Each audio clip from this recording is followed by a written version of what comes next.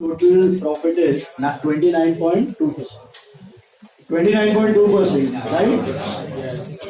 Good or bad? 29.2%. Decent, good enough.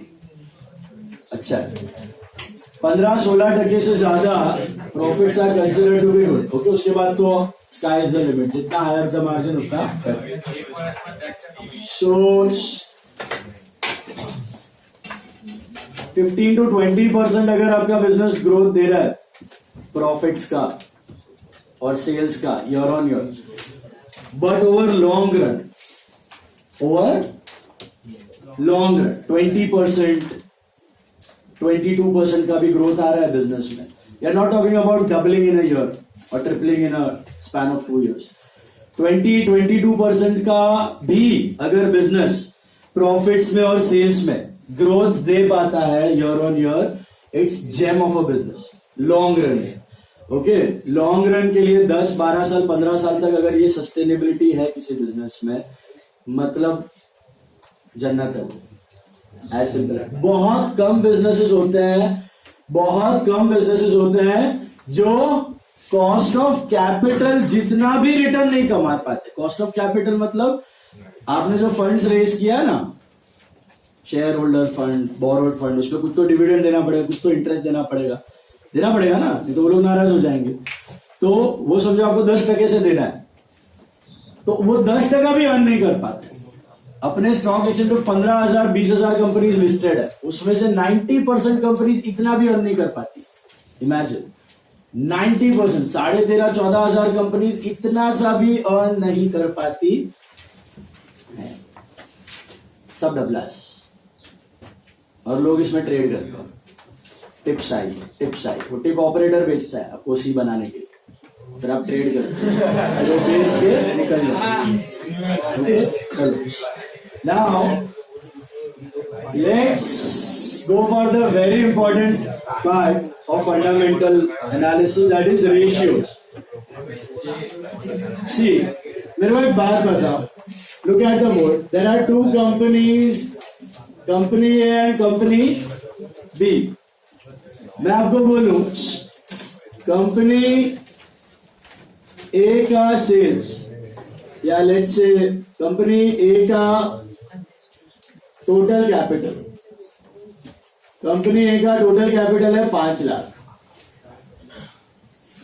और company B का total capital है 10 lakh. Which company is better to invest?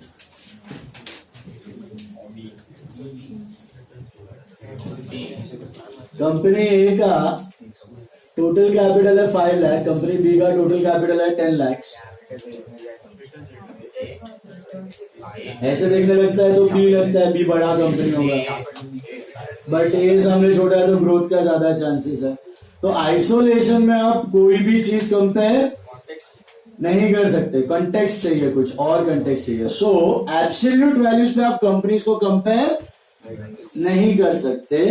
मैं आपको एक एडिशनल डेटा दे दूं कि company A is making a profit of let's say 2 lakhs.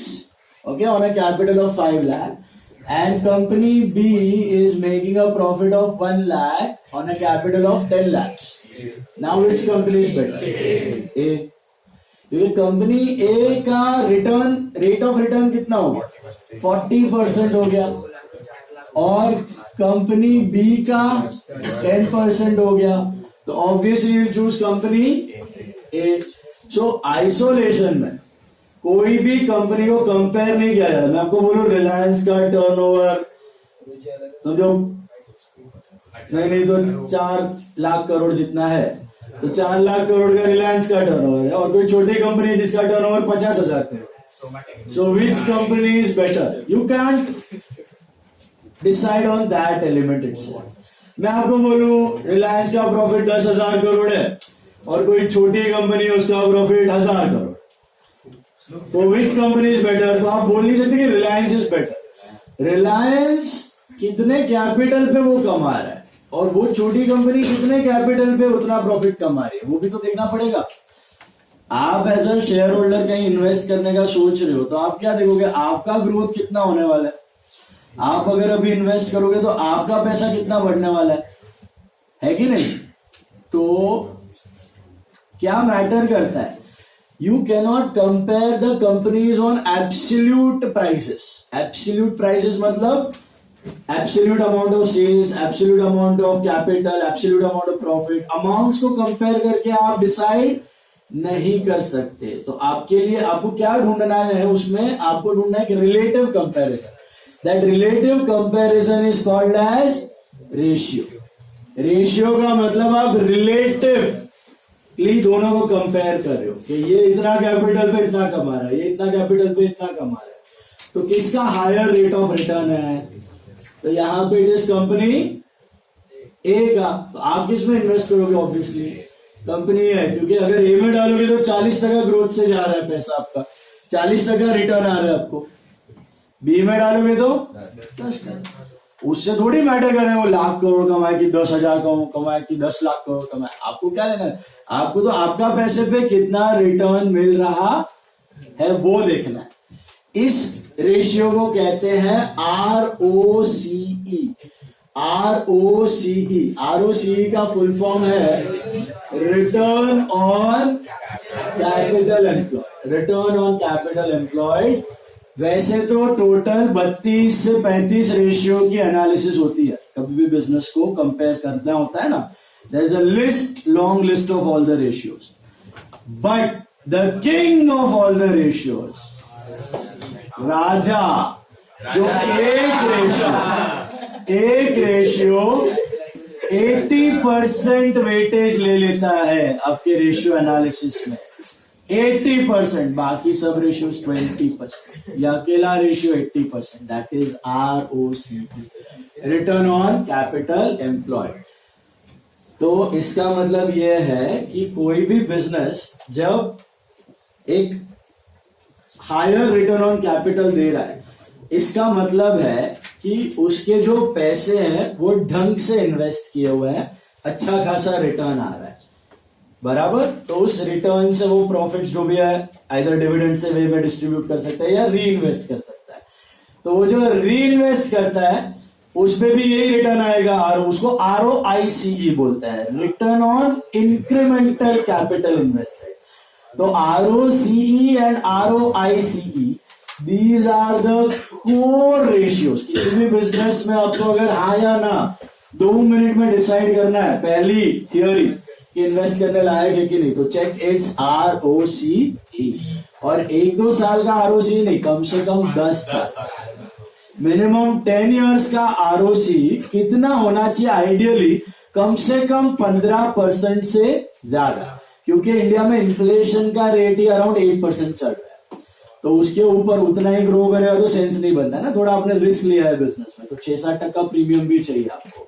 तो 15% या 15% से ज्यादा का ROCE हो तो ही इन्वेस्टेबल बिजनेस कंसिडर किया जाता, उससे नीचे सेंस नहीं बनता.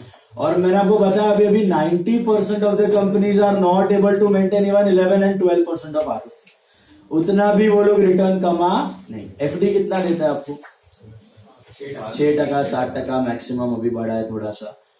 Gold, real estate over historical span of like 60 years, 70 years, they have given 10 to 11%. 10 to 11% CAGR. 1-2 साल का नहीं बोल रहा हूँ, average returns over the years. Index funds का जो मैं बात करता हूँ, index funds have given a return of around 14 to 15%.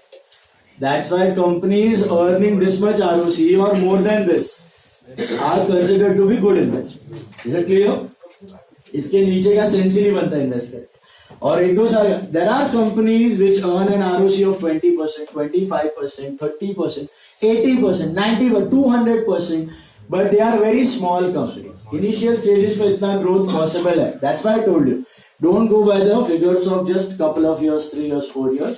To take a span of at least 10 years. The longer the period, the better. क्योंकि जितना longer business period रहेगा ना, उतना उसने business cycles देखा है, recessions देखा है, peaks देखी है, सारा घाट घाट का पानी चख के आया है business. So it has become immune to many things. Is it clear? That's an advantage. So what we can conclude over here, we cannot compare businesses based on absolute values. तो रिलेटिव वैल्यू ढूंढना है, उस relative value को क्या कहा जाता है? Ratio. तो ratio is nothing but a relative figure that compares the amounts and incomes and expenses and assets and liabilities of all the businesses जो भी दिया हुआ है in picture. Is it clear? It's a relative value. It's a relative value. तो ratio कभी amount में आने वाला वो या तो परसेंटेज में आएगा या तो कोई रेशियो फॉर्मेट में आएगा आपका. ओके, सो वैसे तो I told you there are 32 to 35 ratios which we check. उसमें से 7 रेशियोज आपको अभी सिलेबस में.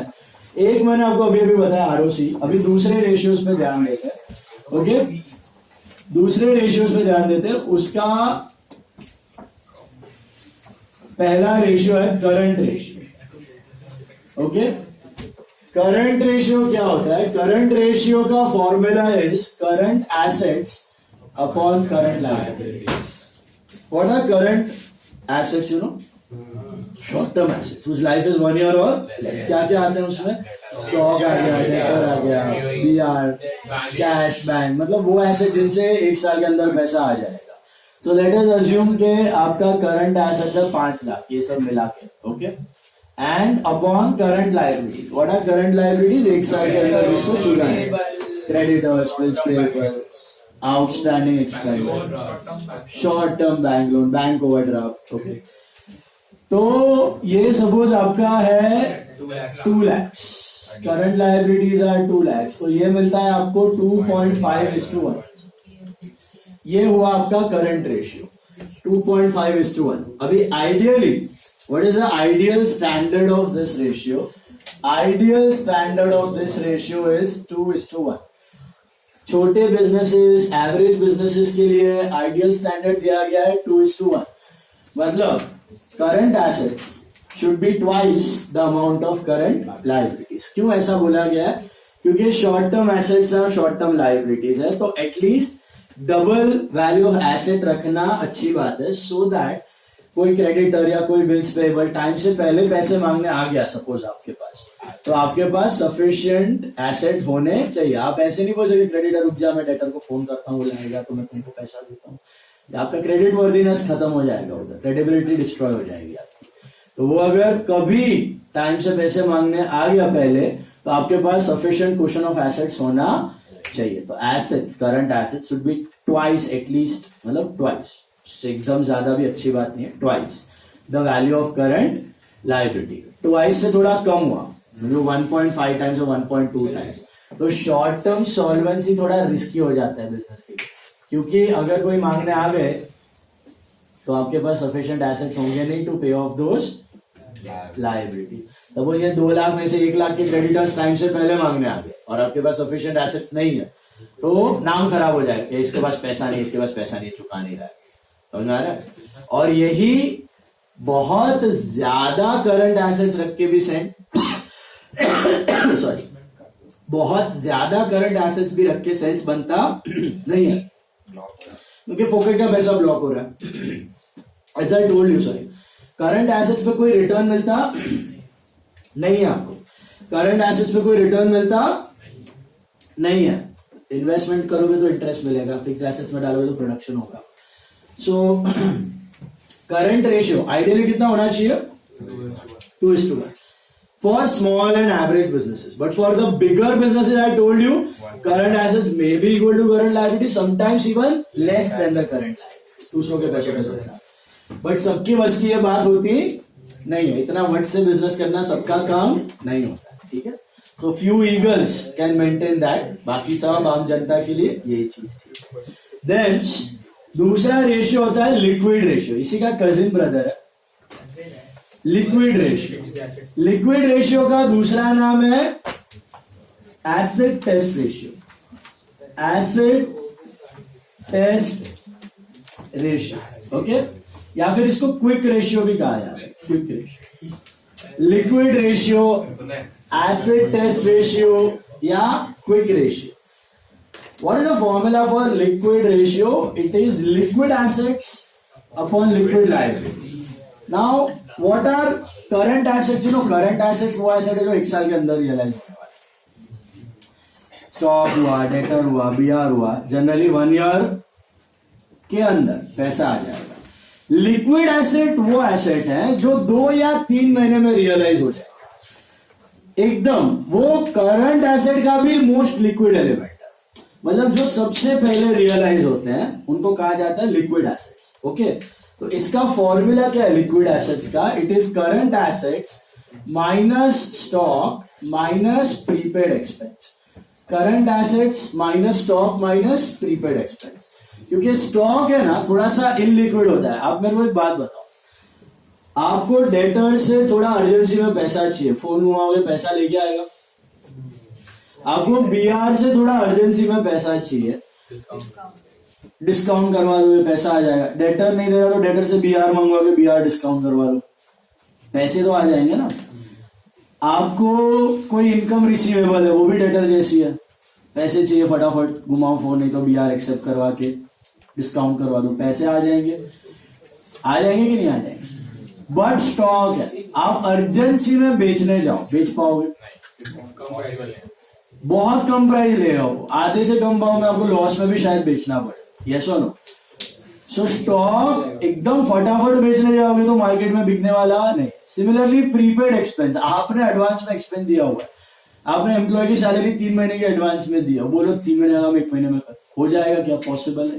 It is not possible to recover these items in a very short time basis. Hence we consider them as a bit in illiquid asset. ये दोनों क्या है? illiquid वाला ऐसा नहीं है पैसा नहीं आएगा, आएगा लेकिन थोड़ा टाइम बाद आएगा, फटाफट आने वाला नहीं है। तो करंट एसेट 1 साल का टर्म लेता है, ये 2 से 3 महीने का टर्म लेता है लिक्विड एसेट। तो that is current asset minus stock minus prepaid expense upon liquid liability में क्या आता है? Current liability minus bank overdraft minus pre received income. मतलब ये वो लायबिलिटीज है जिसको 2-3 महीने में चुकानी पड़ेगी, कभी चुकानी पड़ सकती है। 1 साल का टाइम नहीं, एकदम लिक्विड, एकदम फटाफट। जैसे वो एसेट से फटाफट पैसा आने वाला है, वैसे ये लायबिलिटीज को फटाफट चुकाने का है आपको। सो करंट लायबिलिटी में से बैंक ओडी हटा देते हैं, क्योंकि बैंक ओडी अपने ही बैंक में पड़ा रहता है। ओवरड्राफ्ट पता? ओवरड्राफ्ट मतलब ज्यादा पैसा विड्रॉल का फैसिलिटी, अपना ही बैंक में, थोड़ा लेट भी पे करोगे इंटरेस्ट चार्ज करेगा, लेकिन ऐसा नहीं है गले में बैठ के बढ़ेगा कि ओडी पे कर, थोड़ा डिले कर सकते हो, जान पे आने वाला नहीं है। सिमिलरली प्री रिसीव्ड इनकम, आपको कोई इनकम एडवांस में आ गई, वो थोड़ी गले में बैठ के बोलेगा फटाफट काम कर, फटाफट कर, काम तो वही पेज से होने वाला है, तो वो सर्विस तो उतने ही टाइम में डिस्चार्ज होगी। आपने फीस एडवांस में भरी, आप थोड़ी बोल सकते 12 महीने का 1 महीने में पढ़ा दो, इट्स नॉट पॉसिबल। सो वो तो वही टाइम में पॉसिबल होगा ना जो टाइम पे मैं सर्विस देगा। Are you understanding? So logic क्या है यहाँ पे? लिक्विड एसेट का मतलब समझ रहे हो? करंट का भी लिक्विड पार्ट है, मतलब 1 साल वाले नहीं, 2 से 3 महीने में जो एसेट रियलाइज हो जाएंगे, 2 से 3 महीने में जो लायबिलिटी पे ऑफ करनी है, उसको कहा जाता है लिक्विड रेशियो। तो समझो इन दिस सिनारियो अपना 2 से 3 महीने वाला एसेट है लेट्स से 2 lakhs एंड 2 से 3 महीने वाला लायबिलिटी है 1,50,000। तो अपना लिक्विड रेशियो हो गया I think 2:1.5 which is I think 4:3 yeah, which is 1.33:1. It is 1.33:1. That is my liquid ratio. अभी करंट रेशियो का आइडियल स्टैंडर्ड क्या था? 2:1. लिक्विड रेशियो का आइडियल स्टैंडर्ड है 1:1. लिक्विड रेशियो का आइडियल स्टैंडर्ड है, मतलब एकदम शॉर्ट टर्म में आपके पास एटलीस्ट उतने एसेट होने चाहिए जितने आपके, भले ही एक्स्ट्रा ना हो, क्योंकि इतने शॉर्ट टर्म में कोई फटाफट मांगने का आने का चांसेस कम है। तो जितने लायबिलिटीज है उतने एसेट रखोगे तो भी काम बन जाएगा, एक्स्ट्रा नहीं रखोगे तो ठीक है। ये 1 साल का पीरियड है, यहाँ पे थोड़ा बफर कुशन होना जरूरी है, क्योंकि कोई लायबिलिटी जल्दी आ गई तो आपके पास पैसा होना चाहिए। समझ रहे हो? दोनों का मीनिंग समझा? करंट एसेट में पैसा ब्लॉक हो रहा है, करंट लायबिलिटी उधार है, कोई जल्दी उधार मांगना है तो उतना एसेट एक्स्ट्रा रहेगा तो आप चुका पाओगे। लिक्विड रेशियो एटलीस्ट उतना रखोगे ना 1:1 तो भी चलता, एकदम एक्स्ट्रा एसेट्स नहीं रखा तो भी चलेगा। सेफ साइड के लिए 1.25 1.3 तक रख सकते हो, बट उससे ज्यादा ब्लॉक करके मतलब नहीं, समझा? तो बताओ मुझे what is current ratio? Current asset upon current liability. What do you take in current assets? Less than a year वाली short term asset. What do you take in current liability? Less than a year only. Creditors, bills payable, outstanding expense. What should be the ideal current ratio? मतलब current assets should be at least twice the value of current liability. Can it be far more than that? 5:1, 6:1? इतना अच्छा नहीं, ज्यादा पैसा block हो जाएगा. Can it be half? 1:1? 1:1 रख सकते हैं करंट रेशियो, या 0.9:1, 0.8:1? क्या रिस्क है? पैसा मांगने के लिए आएंगे तो आपके पास होगा नहीं. Short term solvency is at risk. Short term, ये शॉर्ट टर्म सॉल्वेंसी दिखाता है, ये इमीडिएट सॉल्वेंसी दिखाता है. Short term solvency, immediate solvency. Very near term, this is near, this is very near term. तो व्हाट आर लिक्विड रेशियो? क्या है? Liquid assets upon what do you consider liquid asset? It is current assets minus stock minus prepaid. What are stock and prepaid considered as illiquid? मतलब illiquid मतलब ऐसा नहीं कि बेच पाओगे लेकिन थोड़ा टाइम के फटाफट नहीं आएगा पैसा. लिक्विड लायबिलिटी मतलब चुकाना है लेकिन थोड़ा टाइम के बाद, फटाफट चुकाने की जरूरत नहीं है. Is it clear? तो liquid asset upon liquid liability, ideal standard is what? 1:1. जितना है उतना एसेट तो एटलीस्ट रखो. एकदम शॉर्ट टर्म है तो एकदम इमरजेंसी का आने का चांस बहुत कम. Is it clear? It's like आप घर पे थोड़ा इमरजेंसी फंड रखते हो, तो कोई सर्दी खांसी बुखार कोई थोड़ी छोटी मोटी इंजरी, तो 1 लाख रुपया 50,000 रुपया इतना सेफ होना चाहिए हाथ में. अभी लंबा कोई हार्ट अटैक है, डायबिटीज है, ऐसा सब बीमारी रोज रोज होने वाला नहीं. तो you keep the funds in FD for emergencies, कभी लॉन्ग टर्म में जरूरत पड़े तो वो घर पे एकदम इमीडिएट रिक्वायरमेंट के लिए रखने की जरूरत नहीं. तो बिजनेस में भी वही फंड इमीडिएटली जो चाहिए वो थोड़ा कम रहेगा तो चले, लॉन्ग टर्म के लिए थोड़ा ज्यादा रखना एडवाइस. समझ में आया? देन उसके बाद आता है आपका इनकम स्टेटमेंट का रेशियो. ये दोनों बैलेंस शीट रेशियोज थे. ये दोनों क्या थे? Balance sheet ratio. Income statement के रेशियो ना आपने इधर भी देखे हैं, वेरी सिंपल दे यार. In this you have GP ratio, NP ratio and operating ratio. Okay, board पे देखो. What is GP ratio? You know, board पे देखो. GP upon net sales into 100. ये मिला ना आपने, इसको GP रेशियो बोलते हैं. Which in this case it is 40%. मिला? हेलो, GP रेशियो का फॉर्मूला क्या है? GP upon net sales into 100. GP ratio, इसका मीनिंग भी मैंने आपको बताया. It shows